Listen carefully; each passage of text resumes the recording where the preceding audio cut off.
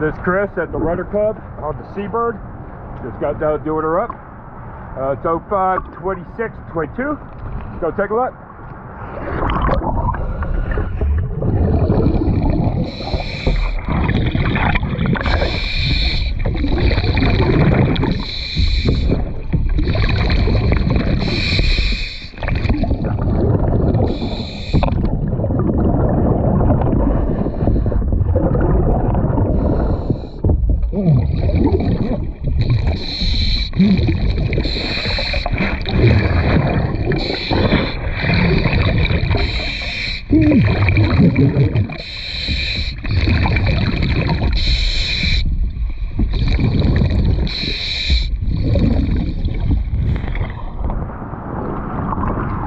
As you can see, she definitely needs some hull cleaner, which I do not have.